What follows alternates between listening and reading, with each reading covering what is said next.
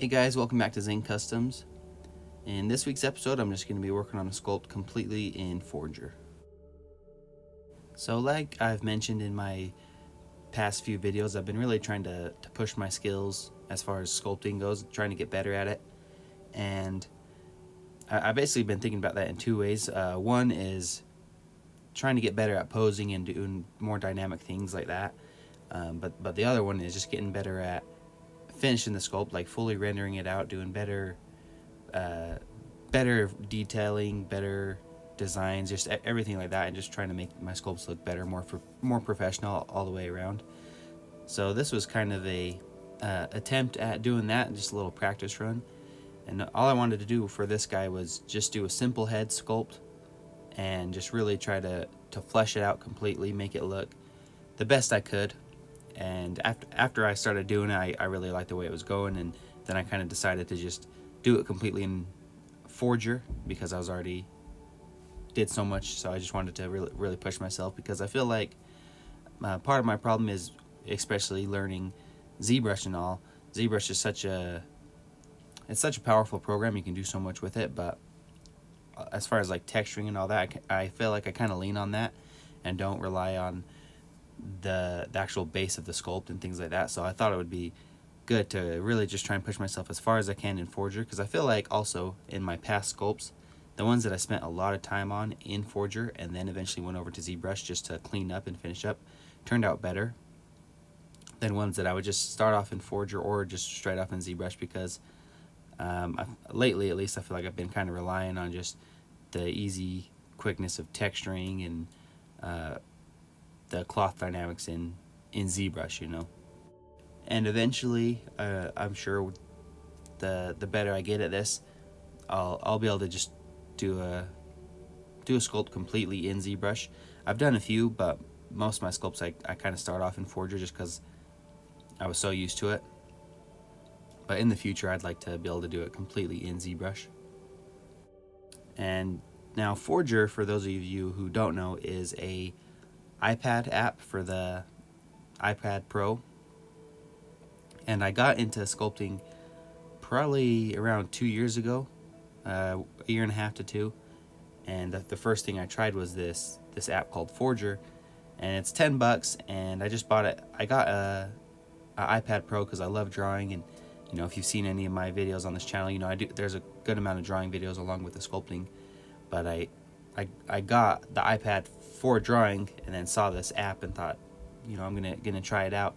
And then from there, I just fell in love with sculpting. It was really, I had done some traditional clay sculpting before, but I hadn't had much experience with it. And so getting into this, I just fell in love immediately. And for any of those of you who are interested, you can check out my past videos. I have a video on pretty much everything I've ever sculpted, so you can go back and see the very first thing I ever sculpted, and like how I upgraded it and made it look a lot better than because you know, obviously early on I wasn't very good. But anyway, that's just a long-winded way of saying that Forger is what really got me into sculpting, and I just absolutely love it.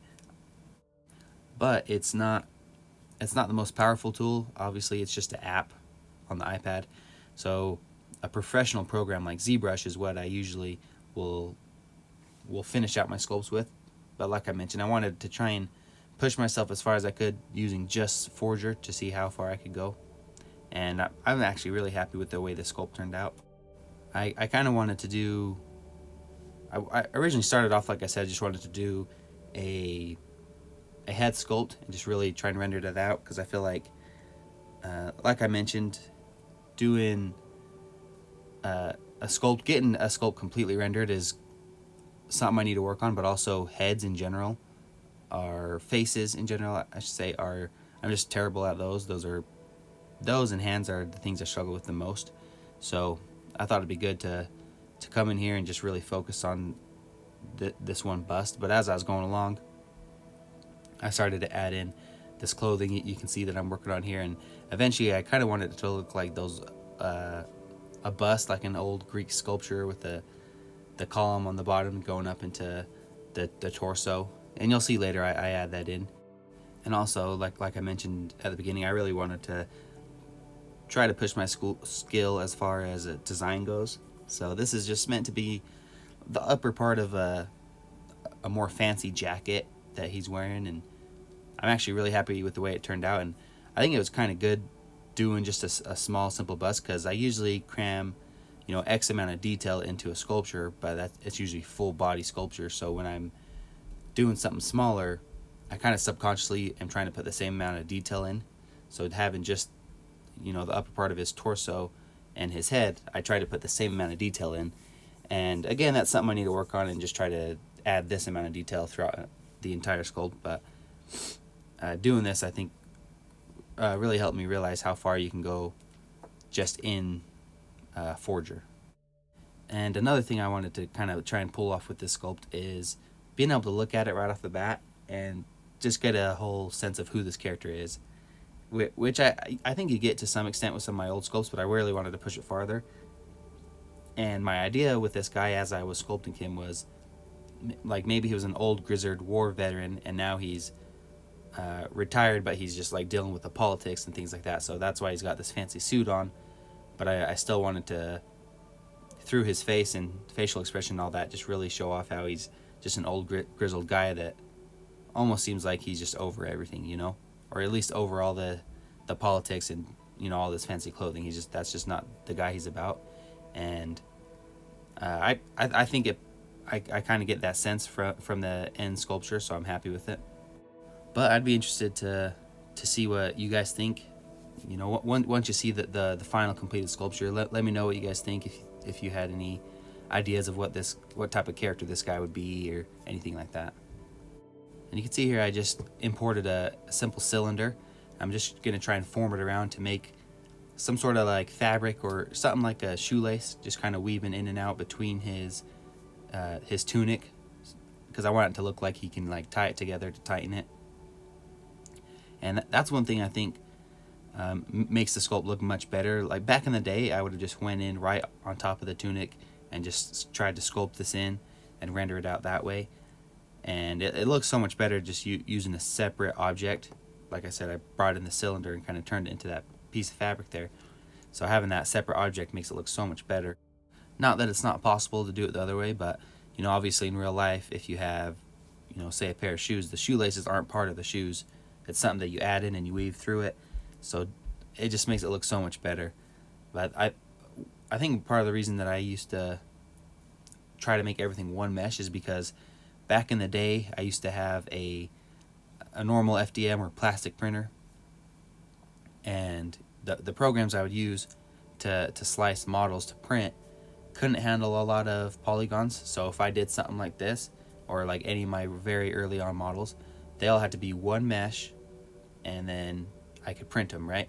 And now I can go pretty high detail and have multiple meshes and then merge them all and put them into my program to print.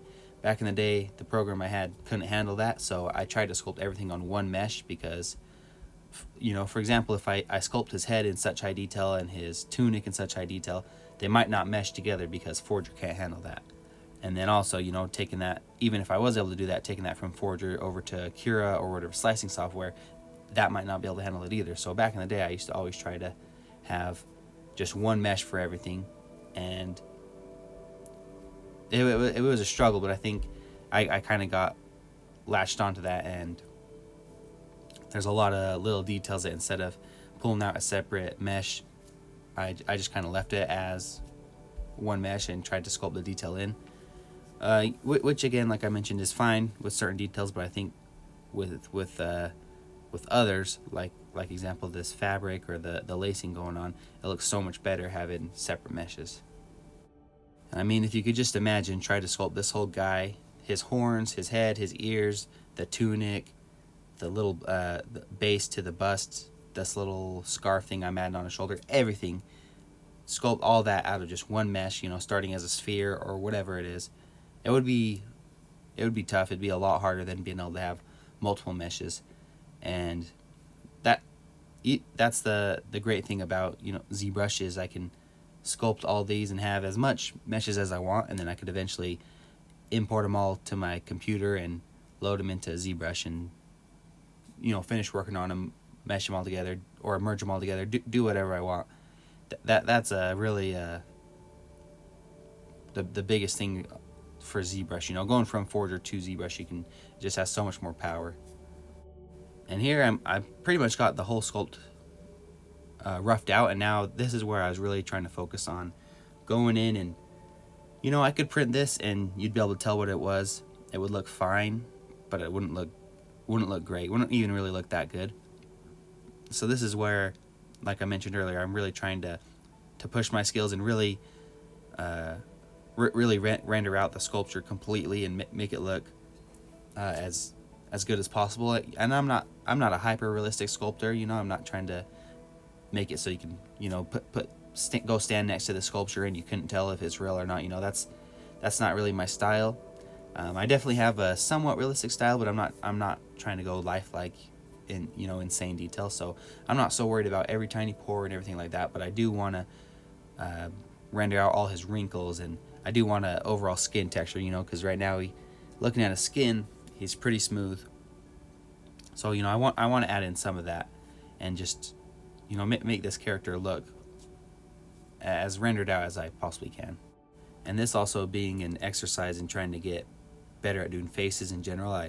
You'll see later on, or pretty quick here, I start to go in and actually deform his lips and his eyes and different things like that, because I really am trying to get better at faces, and so that includes facial expression and things like that, which are tough for me. If you notice, most of the stuff I do is pretty stagnant as far as facial expressions, and that's why I do a lot of monsters and animals and things like that, because those are much easier for me to sculpt.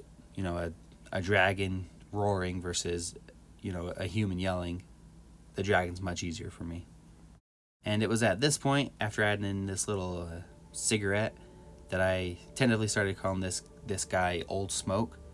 And it's not like I have grand plans for this guy. He's not part of any lore or anything, or if you guys watched my past videos, he's not really a D&D character or anything like that. He was just it was just something I wanted to work on, just some practice I did. But in Forger, you have to have names for your sculpts, and so I named this guy Old Smoke, and I really like that name. I think it fits. And also at this point, the farther I went into it was basically